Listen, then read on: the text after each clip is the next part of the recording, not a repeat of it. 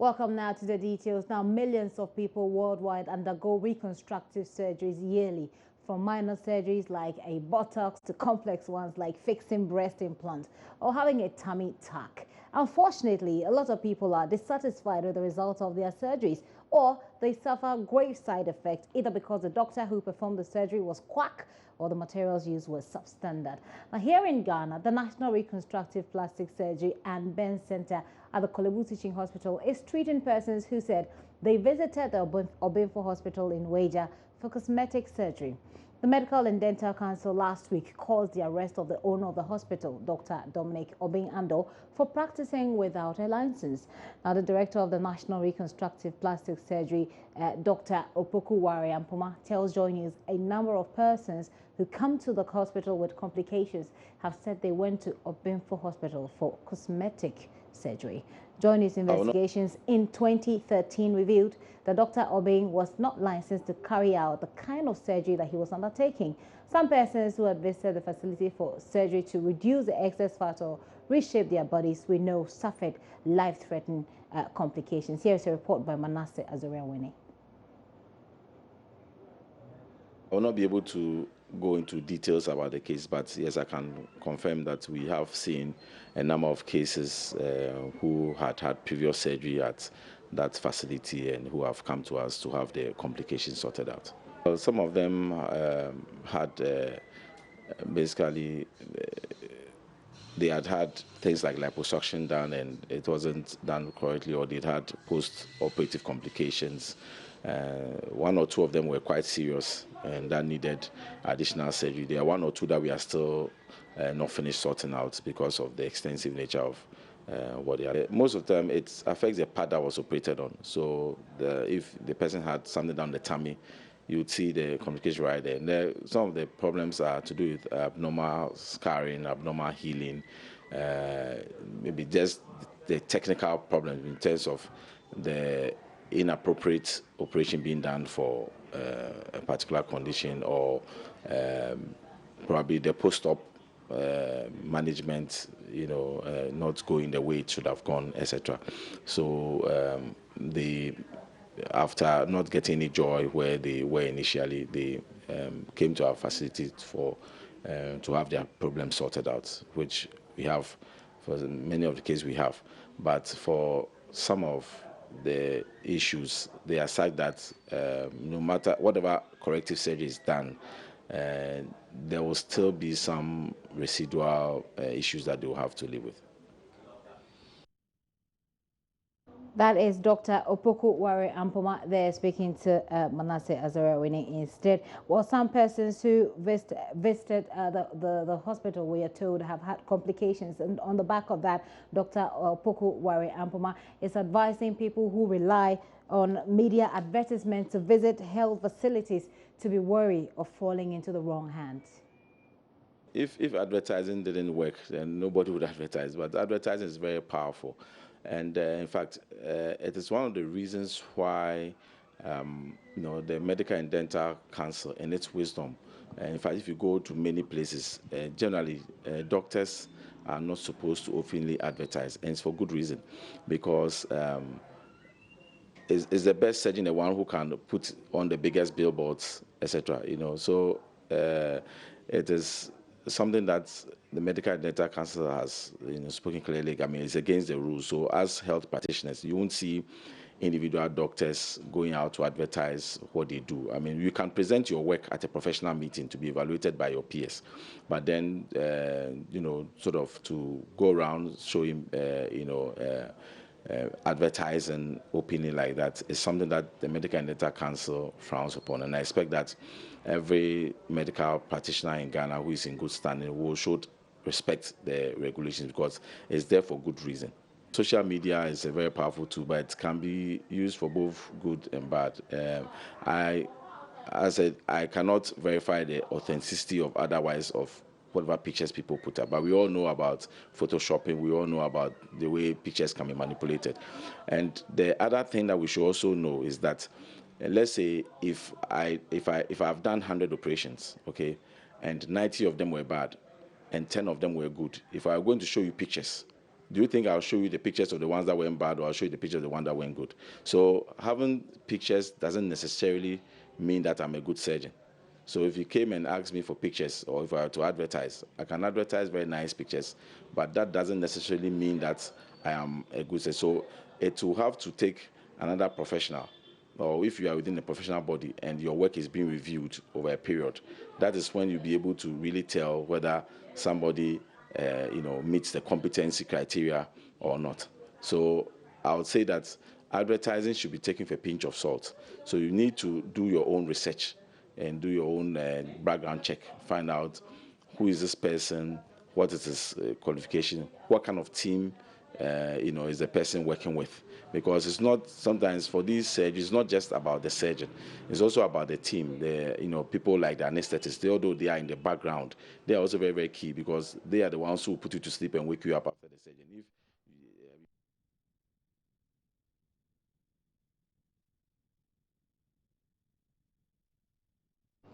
All right, so you know that you have to be careful what you listen to, what kind of advertisements you listen to if you want to reconstruct your body, so to speak. But now we can go over to University of Ghana, Legon, where there is a press conference ongoing there by supporting staff of the National Service Scheme there. We don't know what the issues are. Apparently, it's about ongoing recruitment. We can go over there now to see what's happening. Hello, Ernest. Yes. Okay. Okay. So we've got our man on the ground, Ernest Menu, who can give us an update on that. So what's happening at the press conference? What are they saying?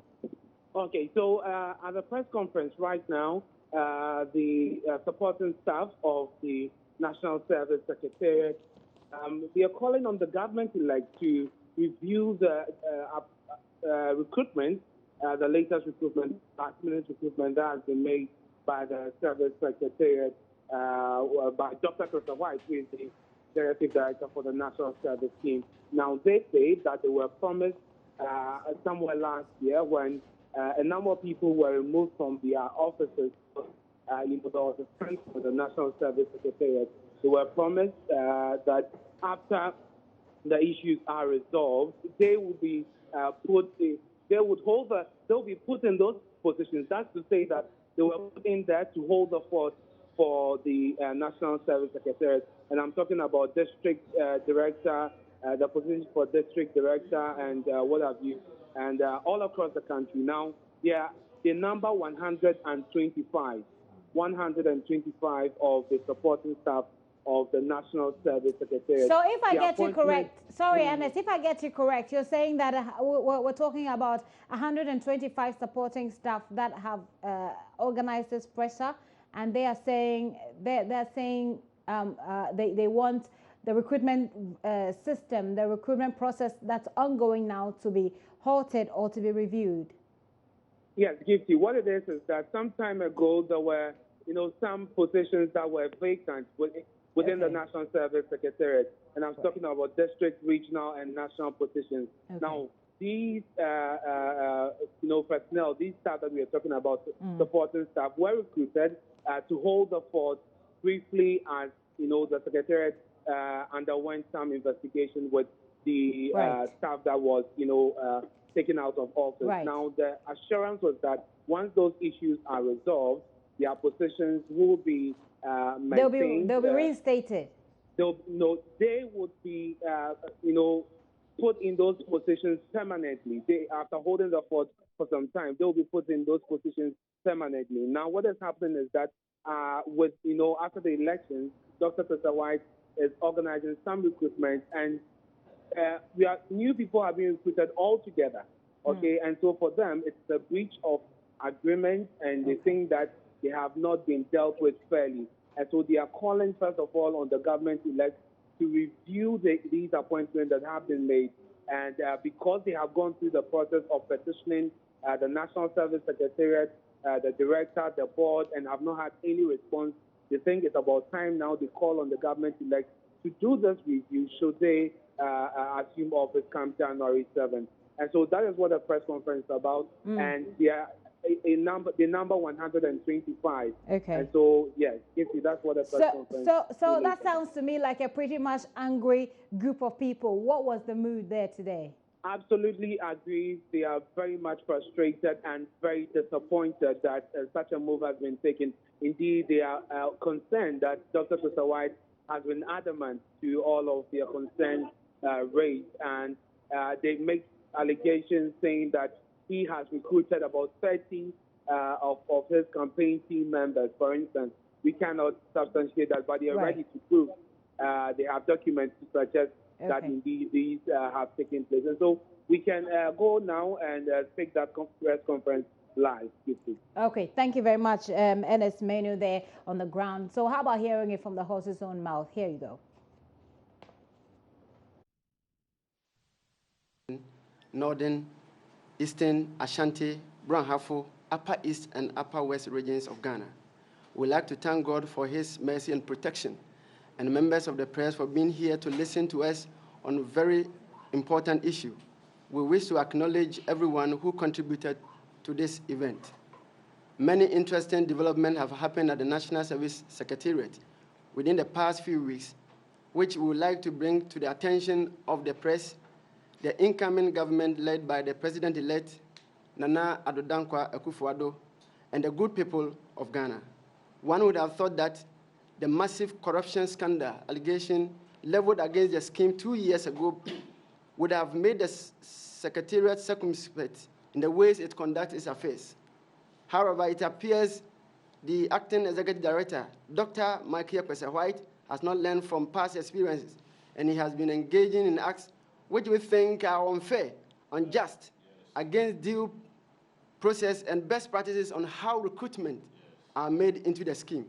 It has come to our confirmed notice that our acting executive director has and is issuing appointment letters to people against assurances given to the current supporting staff of the scheme who have served the Secretariat and this country from 2 to 10 years. The current supporting staff were given assurances by the scheme through our regional directors that should there be any opportunity for permanent recruitment, we will be considered first after being asked to take over during the unfortunate mass dismissal in the scheme. Agreement reached between the scheme spearheaded by Dr. Michael Kwesi-White and the current supporting staff of the scheme do not appear to have been kept by the head and management of the scheme, but has gone on an unemployment spree and issuing appointment letters.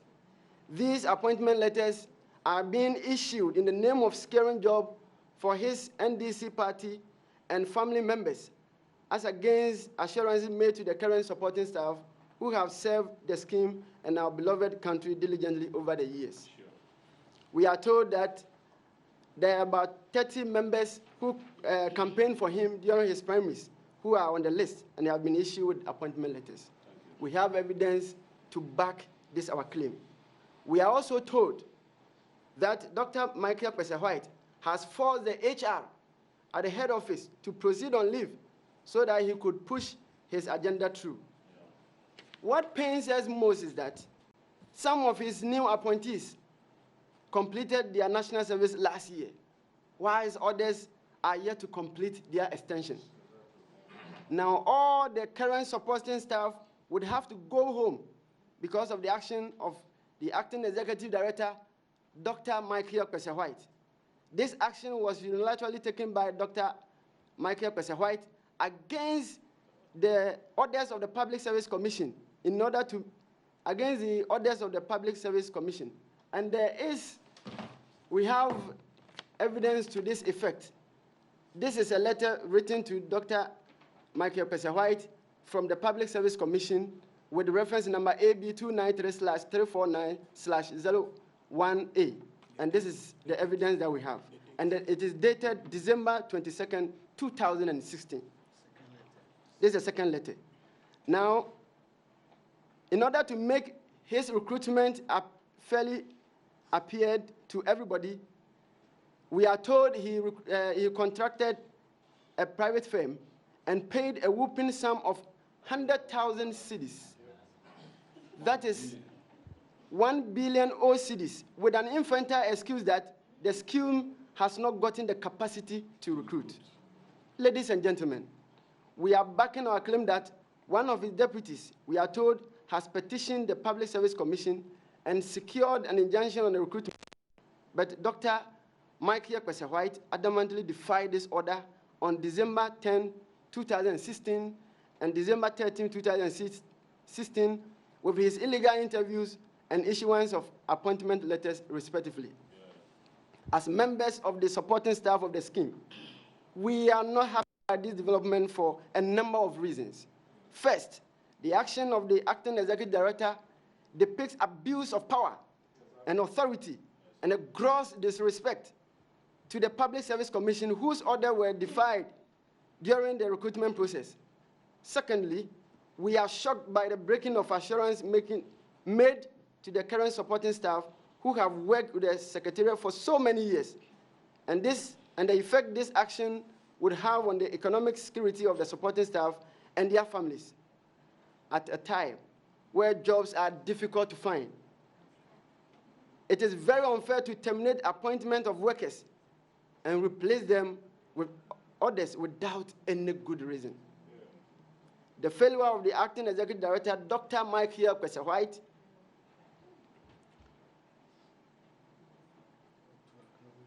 to acknowledge assurance made to the current supporting staff is not only unfair to us, but an indication of a man who wants to put his interests above that of the country. We recognize that those who have been appointed are also sons and daughters of Ghana. However, we request such appointment be made in fair manner. We state further that all the supporting staff with first degrees, HNDs, and other required qualifications apply for the job posting, but we were never invited for interview, let alone disqualifying us. All the regional directors assured us after taking application letters and other related documents that would definitely be considered. So we should relax and continue to work. Ladies and gentlemen, we, the supporting staff, have been soldiers in the trenches of the scheme, and yet Dr. Mike Kwese-White has thrown our effort back into our faces, and we are not going to understand. We are stating on record that we are law-abiding citizens of this country, so we chose to petition the chairman of the Public Service Commission and copied the Honorable Minister of Education, the acting executive director himself, Deputy Executive Director, Finance and Administration, and the HRM of National Service on December 22nd, 2016. At this time, we... All right, so that is ongoing. The press conference that was held at the University of Ghana by the supporting staff of the National Service Secretariat there from across the country, they say. And you've heard the concerns that they've raised there.